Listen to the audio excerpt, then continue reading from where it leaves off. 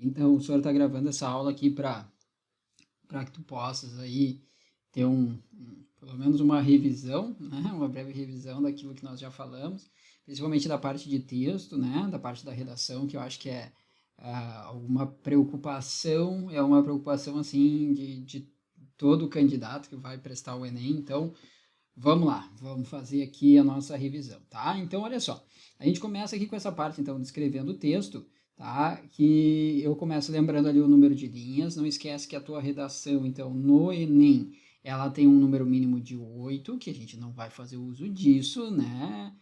Mas ela tem um número máximo de 30 linhas, tá? Então, mínimo de 8, máximo de 30 linhas.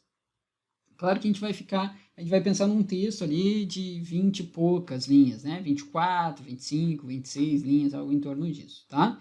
Letra, não esquece que a letra tem que ser no tamanho regular, não tenta, eu percebi que a minha linha aqui tá faltando muita linha, vou aumentar, não faz isso. Eu percebi que a minha linha aqui tá muito pequenininha, agora eu vou aumentar, vou diminuir, não faça isso, vou diminuir para preencher espaço aqui para, né, que caiba tudo, não faça isso, tá? Não esquece que corretor tem olho clínico, então ele vai perceber essa diferenciação, tá? Uma coisa que a gente precisa, que muita gente pergunta, Soro, o que que eu faço? Eu vou usar a letra cursiva, eu vou utilizar a letra de forma? A resposta é tanto faz, desde que exista uma diferenciação entre maiúsculas e minúsculas, tá? Então eu posso fazer todo o meu texto em letra de forma, tá? Então, por exemplo, ó, vou escrever meu nome aqui, ó, Daniel, tá? Depois eu mudo a cor aqui, que essa cor não tá legal, né, para esse slide. Pelo menos pro plano de fundo aqui do slide. Vamos pegar, acho que, se duvidar, um amarelo cai bem aqui. Vamos ver. Olá, olha, bem melhor, né? Então, percebe que o O ele se destaca em relação aos demais, percebe que o Dzinho ali no Daniel se destaca em relação aos demais. É isso que a gente precisa, tá? Então, tanto faz a letra cursiva ou letra de forma, isso é o de menos. Não esquece, caneta preta, né, em fabricação transparente, aquela coisa, né, do Enem lá, aquelas coisas que eles pedem bastante, né? Retificações, lembra? O que é retificar? Reparar algo, consertar algo. Então, eu errei, né? E, então, por exemplo, ali me passei e escrevi exceção com 2 S's. Aí me dei conta, não, mas exceção na verdade é com C cedilha. O que que eu faço? Eu coloco a palavrinha entre parênteses, essa que eu errei, e passo um tracinho, só um tracinho. Ô Marques, e se eu colocar só o tracinho? Também não tem problema. O que tu marca é que de fato há um erro ali. Feita essa marcação entre parênteses e tracinho, o que que a gente vai fazer? Reescrever a palavra, tá? Aí tu reescreve a palavra bem bonitinha aqui, exceção. Segue a vida como se ela não tivesse aparecido, tá? Como se ela não tivesse sido escrita ali. Não vai sair pedindo desculpa pro corretor por ter errado, ops, ou melhor, quis dizer tal coisa. Não, pelo amor de Deus. Não faça isso, tá? Outra observação inicial aqui, o título. Título no Enem é obrigatório? Não, até que se prove o contrário, né? Pelo menos até o momento que tu estás assistindo a esse vídeo, não foi obrigatório, tá? A não ser que do nada eles mudem agora, mas acredito que não venham a mudar.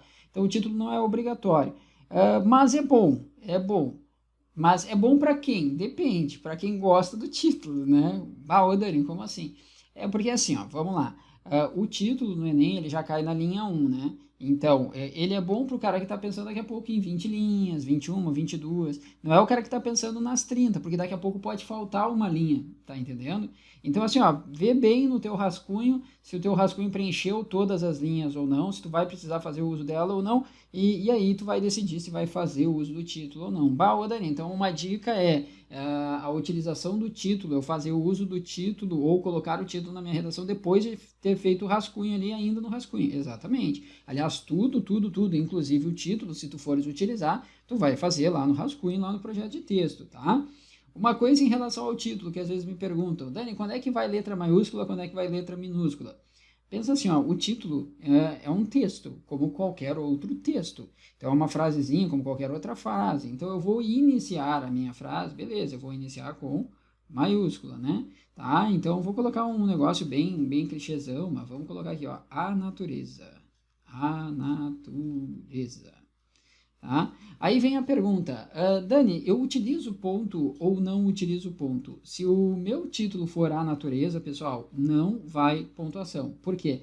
Quando é que vai pontuação no título? Irá pontuação no título quando o meu título, tá, for apresentado a partir de uma oração.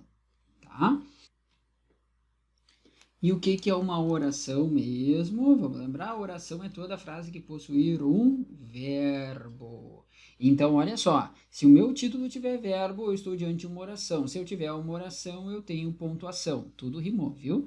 Se eu tenho uma oração, tem pontuação. Aí eu vou ter ponto final. No caso, a natureza, eu não tenho uma oração. Se eu não tenho uma oração, até porque eu não tenho um verbo, não vai ponto, tá? Lembra disso. Então, a natureza. Agora, se eu digo assim, ó, né? A natureza, né? A natureza nos protege. Que negócio clichê, né? Mas a natureza nos protege. Aí aparece um verbo, consequentemente tem uma oração, consequentemente nós teremos um ponto depois no final, tá? Muito bem. Translineação. Lembra o que que é a translineação? Ó, hífen ao lado direito da palavra, translineada. O que que é isso? Vamos lá. Vamos imaginar que nós temos aqui a nossa folhinha de redação, aqui a margem, tá? Aí tu vem ali, ó, parará, parará, parará. Opa, não vai caber toda a palavra. O que que eu faço? Coloco um hífenzinho e aí sigo a palavra aqui, né? Tarará, tarará, tarará. Bom, uma pergunta que surge normalmente é, Dani, essa aqui é simplesmente fazer uma separação silábica. Não é bem assim. Claro que ela parte da separação silábica. Mas, por exemplo, se eu pegasse a palavra baú, tá? Não sei por que que eu, né, faria, né, a translineação da palavra baú, mas vamos imaginar, ó, baú. Isso aqui estaria certo? A resposta é não, não estaria certo, tá? O certo seria não colocar esse ba aqui e já escrever, né, a palavra baú tudo aqui. Aí tu vai dizer, Soro, mas olha só, eles não vão achar que eu estou roubando, porque tinha um espacinho para o ba ali, eu não coloquei, só não tinha espaço para o u, eles não vão achar que eu estou roubando aqui? Não, gente, por quê? Porque tem uma regrinha que a gente tem que cuidar na hora de fazer a translineação, tá? Lembra, não pode ter vogal sozinha, vogal só, lembra disso, tá? Vogal sozinha não pode, seja na margem final, seja na parte inicial, tanto faz, tá? Então, no caso, né, do baú, o U ficaria sozinho aqui, ó, não pode, na hora de translinear, vogal não pode ficar sozinha, jamais, jamais, jamais, tá? Então, toma cuidado, né? E faça uso do hífen, tá, gente? Eu sei que tem alguns autores que dizem que a gente pode fazer uso do underscore, né? Não é o underline, porque o underline é sublinhar toda a palavrinha, né? O underscore mesmo que é aquele tracinho, né, ao lado ali da palavrinha mais abaixo. Então, teria isso aqui, por exemplo, né? Ba, tarará, u, tá? Eu não gosto muito disso, a dica que eu te dou é faça uso do hífen, que é muito melhor, tá bom? Bom, seguindo, vamos para o próximo aqui. Nosso passo a passo, olha só. Primeira coisa, então, aproprie-se do tema, tá? Ó, tema, peraí, deixa eu voltar para o amarelinho que é melhor. Deixa eu voltar para o amarelinho que é melhor. Aqui, ó, aproprie-se do tema, né? Destaque a expressão mais abrangente dentro do tema. Isso aqui a gente chama, né, de cuidar o recorte, ó, recorte do tema. Como assim, senhor? Falar de intolerância, intolerância é uma coisa muito ampla. Intolerância religiosa já é o recorte do tema intolerância, tá entendendo? Falar de, vamos lá, droga é um tema bem abrangente, né? Agora, legalização da maconha no Brasil, opa, eu já tenho vários recortes aqui. Não é a legalização de qualquer droga, é da maconha e não é qualquer lugar, é no Brasil, tá? Isso é de extrema importância para que a gente não faça aquilo que a gente chama, né, de tangenciar o tema. Tangenciar o tema é uma coisa, fugir ao tema é outra. Observe, né, o comando, ó, considerando ou a partir de. O que seria o considerando? Ó, a ideia central do texto de apoio deve integrar o seu texto de redação. Ou seja, tu tem que considerar justamente aquilo ali, né? Agora, a partir de, ó, a partir das ideias do texto de apoio, tu vai dar o teu start, o teu pontapé inicial, tá? Então, quando eu falo considerando, a ideia central do texto de apoio, ela deve integrar o seu texto de redação, tá? Agora, a partir daquelas ideias, dos textos motivadores, eu vou dar o meu pontapé inicial, eu vou dar o meu start, tá? Bom, e terceiro passo aqui, né, evidente, tem que ler o texto de apoio, tá? Tem que ler o texto motivador, não adianta, não tem escapatória, a gente precisa fazer a leitura dele, tá? Extrai a ideia central do texto de apoio, se necessário. Bom, aqui outra observação bem importante, né? Não copie ou parafraseie o texto de apoio. Não façam isso, tá, gente? Por quê? Porque a gente sabe que eles, primeiro, não pode, né? Não pode.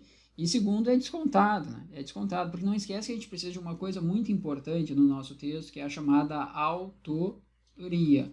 caráter de autoridade, ou seja, não é autoridade no sentido de, eu vou buscar alguém e citá-lo como autoridade. Isso aí a gente também tem a citação de autoridade. É questão de autoria mesmo, que mostrar que o texto é teu, é tu quem estás escrevendo aquele texto ali, tu que estás escrevendo o texto, tá bom?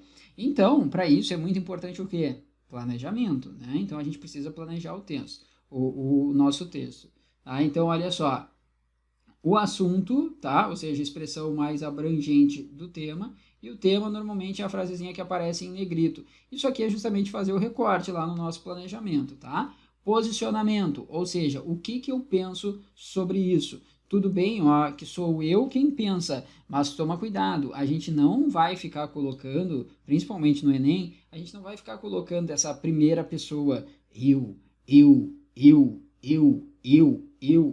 minha, meu. Não, foge disso, tá? Faça uso de um índice de indeterminação de sujeito, que traz um caráter mais impessoal, tá? Mas é, primeiramente, assim, ó, como é o planejamento do nosso texto, a gente vai colocar o que que eu penso acerca desse determinado tema, acerca desse determinado assunto, tá?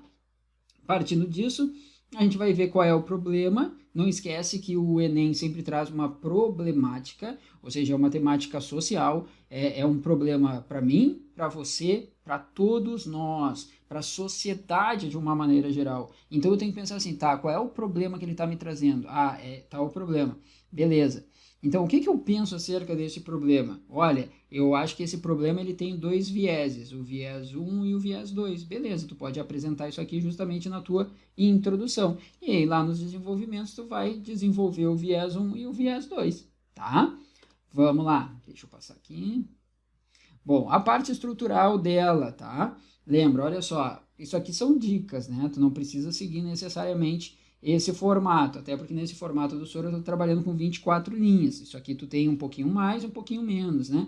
Então, uma introdução, ó, de 5 linhas, uma conclusão de 5 e os desenvolvimentos de 7. Percebe que eu coloquei nos desenvolvimentos um número maior de linhas, porque é interessante que a gente tenha desenvolvimentos maiores, tá, do que o parágrafo de introdução e que o parágrafo de conclusão, tá?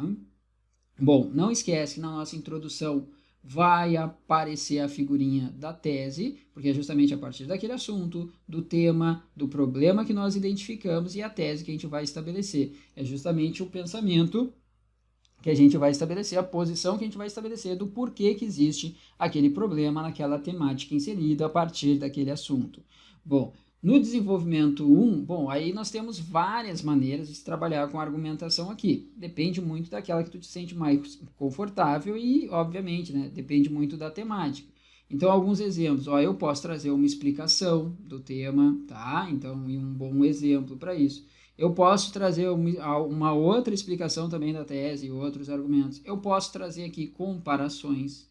Eu posso trazer argumento de autoridade. Eu posso trazer aspecto favorável e aspecto contrário, aspecto positivo e negativo. Claro, de novo, olha como depende da temática. Eu tenho que ver se existe a possibilidade de ver naquela temática um caráter positivo, né? Porque tem algumas coisas que a gente não consegue ver caráter positivo. Tá? Então a gente precisa analisar se de fato há como se enxergar um caráter positivo naquilo ali, tá? Mas mesmo assim, quando eu tenho só caráter negativo também, eu posso daqui a pouco pegar o negativo e pensar como que eu poderia transformar aquilo num caráter positivo, tá? E a conclusão? Bom, no caso do Enem, nós temos, ó, a tal da proposta de intervenção, tá, gente? Não esquece, precisa da proposta de intervenção, porque, vamos lá, lembra que nós estamos falando de uma problemática? Sim, um tema que traz um problema social. Eu preciso pensar numa possível solução para aquele problema. Isso é uma coisa muito importante. O aluno, às vezes, ele fica, digamos assim, muito criterioso com ele mesmo. Então ele pensa assim, mas o Sor, a minha proposta ela ficou muito vaga, ela ficou rasa demais, eu não consigo, eu acho que tá pouquinho, acho que não vai resolver. Pera aí, não vai resolver o quê? Só não vai resolver todo o problema. Tá, e aí é que tá o problema. Tu não precisas resolver todo o problema. Tem que ser uma possível, vamos anotar, olha só, tem que ser uma possível solução para o problema apresentado. Possível solução para o problema apresentado. Lembre disso, tá? não precisa necessariamente resolver todos os problemas. O detalhe é o seguinte, que na proposta de intervenção, lá no nosso parágrafo da proposta de intervenção, a gente vai começar justamente com um nexo conclusivo, né? Então, sendo assim, logo, todavia, etc. E aí eu vou trazer aquele esqueminha clássico, ó, do COC-P, que é quem, o que, como, para quê. Quem, o que, como, para quê. Quem, o que, como, para quê. Então, quem é que vai fazer, o que vai fazer, como que vai fazer e com qual finalidade, ou seja, para que vai fazer aquilo ali. Então, cabe a quem? Cabe ao governo. Fazer o quê? Criar campanhas publicitárias, né? Com qual finalidade, né? Assim, então eu tenho quem, o que, como, para quê. Tem algumas observações importantes, dentre elas, não tenta atribuir a um poder, a um ente, a um órgão público, uma atribuição que não cabe a ele. Vamos pegar um exemplo clássico. Muita gente, às vezes, coloca assim, cabe, portanto, ao judiciário. Olha que coisa linda, né? Cabe, vírgula, portanto, vírgula, até aqui show de bola. Ele não começou pelo nexo conclusivo, mas ele o deslocou, colocou depois, colocou entre vírgulas. Então, cabe, vírgula, portanto, vírgula, ao judiciário, até aqui tá legal. Cabe, portanto, ao judiciário, elaborar leis que sejam mais severas. Ixi, deu problema. Por quê? Porque o judiciário não cria leis, o judiciário julga.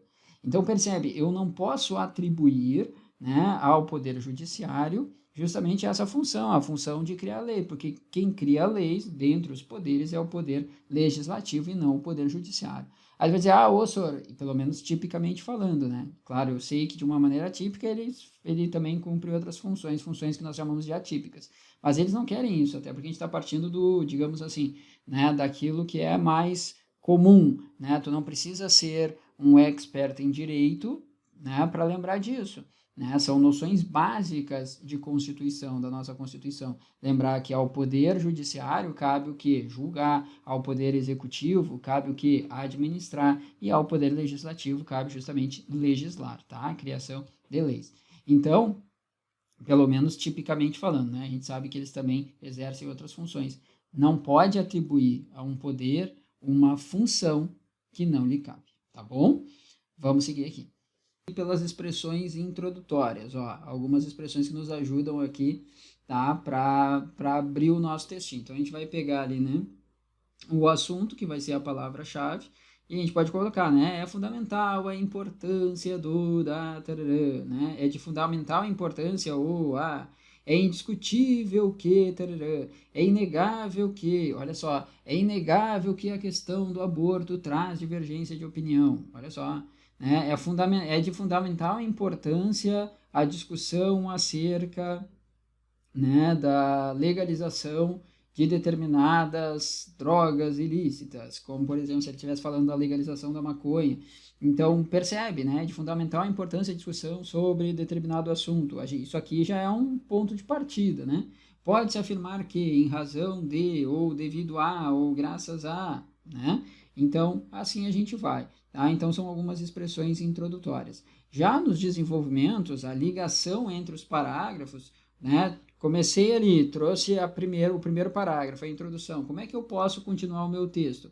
Ó, desenvolvimento 2. É preciso, primeiramente, olha que legal, se é o primeiro parágrafo de desenvolvimento, aquele que eu vou trazer o meu primeiro argumento, eu posso trazer a partir justamente dessa expressão. Então, é preciso, primeiramente, considerar que, tarará, tarará, tarará. Depois, é necessário frisar que, tarará, tarará, tarará, tá? Tudo isso posso trazer no primeiro parágrafo de desenvolvimento. No segundo, como eu já falei alguma coisa acerca, né, da nossa tese, eu posso agora dar seguimento.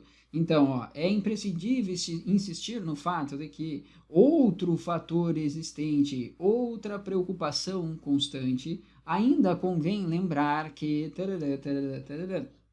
Então, são expressões que dão continuidade, que dão segmento ao nosso texto. Aparecer, evidentemente, né, introduzindo o parágrafo de conclusão. Então, portanto, por conseguinte, logo, em suma, indubitavelmente, sendo assim... Nossa, meu S saiu horrível, horrível, horrível, horrível. Tá, vamos melhorar aqui, ó. Sendo assim, cabe, tarará, tarará, tarará, tá? Então, a gente vai iniciar o nosso parágrafo de conclusão dessa forma. Ó, percebe que quando eu estou introduzindo o meu parágrafo de conclusão por essas expressões, portanto, vírgula, por conseguinte, vírgula, em suma, vírgula, logo, vírgula, indubitavelmente, vírgula, sendo assim, vírgula, tá? Tem que aparecer uma vírgula depois desse nexo, até porque ele é um nexo deslocado. Feita essa parte, olha só, isso aqui é a primeira parte do primeiro período, do nosso parágrafo de conclusão, do primeiro período. Lembra, o que é o período? O período vai até o ponto, né? Então, olha só, a gente tem aqui o nosso parágrafo, tá, de conclusão. Tarará, tarará, tarará, tarará, tarará, ponto. Fiz o primeiro período do meu parágrafo de conclusão. Só que cada período vai ter, no mínimo, cada parágrafo, agora sim, né? Ó, esse aqui é o parágrafo de conclusão. Cada parágrafo terá no mínimo 2 períodos. Ó, então eu vou seguir. Tarará, tarará, tarará, ponto. Agora sim terminou o meu texto. Então percebe que na nossa conclusão a gente precisa trazer a PI, famosa PI, que é a proposta de intervenção. A proposta de intervenção é justamente isso aqui, né? Quem, o que, como e para quê. Quem, o que, como, para quê. Então, quem é que vai fazer aquilo ali? Cabe ao judiciário, cabe ao governo, cabe, né, à sociedade como um todo, né, cabe ao cidadão. O que? Fazer tal coisa. De que maneira que ele vai fazer aquilo, né? A partir de propagandas tararata, em horários nobres da televisão. Com qual finalidade? A fim de que, né, tá, se possa auxiliar na educação sexual, né, de adolescentes e, de uma certa forma, prevenir a gravidez precoce. Então, percebe, eu estou trazendo quem, o que, como, para quê. Isso aqui vai parar aqui, ó, no primeiro período, ponto final. E aí, o que acontece? Como eu preciso de 2 períodos, o que eu faço agora? Eu vou adicionar uma segunda proposta de intervenção a essa, ó, vou chamar de PI1 aqui, a primeira proposta de intervenção. Aí eu coloco, então, ó, mais PI, tá? Proposta de intervenção 2. Como assim, senhora? Aí eu vou colocar de novo, ó, quem, o que, como, para quê. Só que daí agora, como eu estou colocando uma proposta de intervenção a uma proposta de intervenção previamente citada, mencionada, eu estou adicionando uma segunda proposta de intervenção à primeira, eu vou começar justamente com um nexo aditivo. Ó, além disso, vírgula, cabe a quem? Ao governo fazer o que, como e para quê. Tá entendendo? Isso aí vai ser essa segunda parte, ó. Tarará, tarará, tarará, tarará, ponto, terminei a segunda proposta de intervenção, tá aqui. Ou seja, eu vou trabalhar, na verdade, com 2 propostas de intervenção, 2 possíveis soluções para o problema. O que a gente faz normalmente é, tu pode colocar a primeira na figura do Estado, né, a partir dos poderes, ou o próprio Estado, sem problema algum, se de fato o Estado tem participação naquilo, e a segunda tu colocar na sociedade como um todo, né? Então, são 2 propostas, porque normalmente, vamos lá, de novo, a gente está falando de uma problematização, de uma problemática social, algo que é um problema para mim, é um problema para você, é um problema para todo mundo. Então, normalmente, precisa da participação do Estado, mas também precisa da participação do indivíduo. Vamos lá, se eu pego uma temática, como já apareceu no Enem, tipo a crise, não me lembro se a crise hídrica apareceu, agora não me lembro, acho que não, né? Mas vamos imaginar, a questão da crise hídrica. A questão da crise hídrica, o problema de água potável e que, segundo a ONU, acho que é em 2025, eu não me lembro qual foi o dado que eles trouxeram, mas parece que mais de 3 bilhões de pessoas terão problemas de acesso à água potável em 2025, se algo não for feito. Então, percebe, é um problema, nossa, muito grave e que tem a sua relevância. Quando eu falo dessa problemática, se eu quiser colocar só a responsabilidade só nas costas do governo, a gente sabe que não vai dar certo. Porque, vamos lá, o desperdício de água, né, é uma coisa que está diretamente relacionada ao indivíduo, não só ao Estado. Claro que o Estado tem sua participação, claro que o Estado pode pensar em várias formas de utilização, de reutilização de água, como nos Estados Unidos, por exemplo, que para lavar um carro, tu só pode lavar carro com água de reuso, que nós chamamos, né? Se tu não fizer uso desse tipo de água específica para poder lavar o teu carro, tu és multado, né? Ah, e qual é a eficácia disso? Bom, aí já é um assunto um pouquinho mais. Percebe que já tem alguma coisa tentando, né, coibir uma prática de utilização de água potável em situações que não precisaria fazer o uso dela, né? Ah, é diferente. Ah, mas para o cara beber, bom, é evidente, né? Vai fazer uso de água potável. Agora, para lavar o carro, não precisa, né? Pode ser uma água de reuso. Na Austrália, eles já fazem isso também. Questões na agricultura, que a gente sabe que a agricultura acaba, de uma certa forma, né, fazendo, né, desperdiçando, né, muita água também, né, na questão da agricultura, na questão de fabricação de automóveis, por exemplo, de alguns materiais como calça jeans, né, roupas em geral, a gente acaba gastando também muita água. Então percebe, tudo isso pode se pensar. Agora, quando parte da questão da conscientização, o governo ele até pode tentar me incentivar, né? Incentivar a pessoa a se transformar num ser consciente. Agora, se eu vou, né, fechar o chuveiro enquanto eu estou tomando banho, no momento que eu estiver me ensaboando, e posso ir ali fechar o chuveiro para não desperdiçar água, isso parte de mim. O Estado não tem como vir aqui, botar uma arma na minha cabeça e fazer com que eu pratique essa ação. Isso vai muito da minha consciência. Vai muito da minha consciência fechar ali, né, a torneira quando eu estou escovando os dentes e não estou fazendo uso da água naquele momento e só abrir a torneira no momento em que de fato eu estiver necessitando de água para limpar os dentes. Então percebe, tudo isso parte da consciência da pessoa. O Estado não tem como me obrigar a fazer isso, pelo menos até o momento não tem como. Então percebe, nem tudo a gente pode colocar como obrigação do Estado. Muita coisa recai também sobre o indivíduo, tá bom? Para encerrar aqui, o que eu coloquei? Fiz só né? Peguei aí alguns temas que já apareceram no Enem, porque sempre tem essa pergunta, né? Sor, tu chutaria o tema? É difícil chutar, né? Mas vamos lá, depois a gente fala de algumas possibilidades. Mas olha o que já apareceu, né? Caminhos para combater a intolerância religiosa no Brasil, persistência da violência contra a mulher na sociedade brasileira, publicidade infantil em questão no Brasil, efeitos da implantação da lei seca no Brasil. Olha só, esse tema aqui, isso aqui teve muita gente tangenciando, porque percebe que ele é perigoso, né? Quando eu falo assim, os efeitos da implantação da lei seca no Brasil, aí todo mundo ficou falando do quê? Da lei seca. Lei seca, lei seca, lei seca, e esqueceu do quê? Dos efeitos. É uma relação de causa e consequência, ou seja, quais foram os resultados da implantação da lei seca. Foram benéficos? Foram maléficos? Ah, ficou a mesma coisa? Era nisso que a gente tinha que focar. Por isso que é de extrema importância que a gente leia atentamente a nossa proposta e consiga fazer o recorte. Mesma coisa lá no de cima, olha só, a intolerância religiosa no Brasil. Falar de intolerância é uma coisa, a intolerância se manifesta de N maneiras, de N formas. Agora, ele não quer essas outras, tu até pode utilizar para comparação, para exemplificação, mas ele quer o foco na intolerância religiosa. E aí daqui a pouco o cara, beleza, então vou focar na intolerância religiosa, e ele começa a falar de situações como lá no Iraque, por exemplo, que a gente tem aquela crise lá dos xiitas contra os sunitas, né? Eu acho que é isso, né? A gente tem lá no Afeganistão, que é muçulmano, não muçulmano, percebe? Olha só. Então, aí ele foca nisso. Não, mas peraí, tu pode utilizar como comparação, mas passa pela comparação rapidamente e volta para o Brasil, porque é intolerância religiosa no Brasil. Então, é isso que a gente chama de recorte de tema. É muito importante que a gente cuide disso, tá?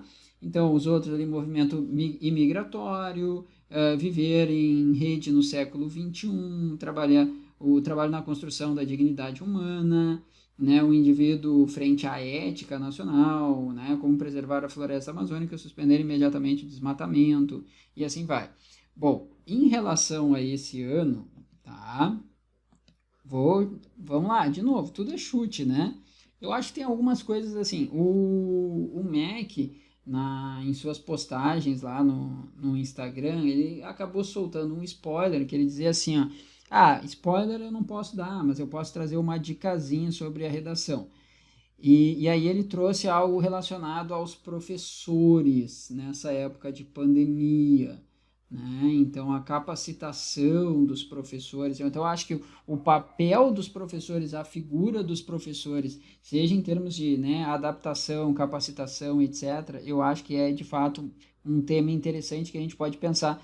porque o professor ele acabou assumindo vários papéis, né, durante essa questão da pandemia. Ele não era só professor, ele era conselheiro, às vezes, né, por que não, ele fazia um pouquinho, ó, tem uns animaizinhos se manifestando, hein, né, ele fez às vezes, né, de psicólogo, e eu não estou dizendo que o professor é psicólogo, né, longe disso, né, pessoal, mas enfim, ele fez em alguns momentos papel também, um papel de ouvinte de uma pessoa, até porque a gente precisa, né, se preocupar com o outro ser humano que estava lá, muitos alunos, né, tristes, chateados, alguns, né, beirando a depressão, então o professor teve que sim desempenhar um papel, na verdade, mais do que o papel de educador ali, ele teve que fazer outros papéis dentro da sociedade. Então pode ser alguma coisa relacionada a isso a partir, né, desse spoiler que eles colocaram.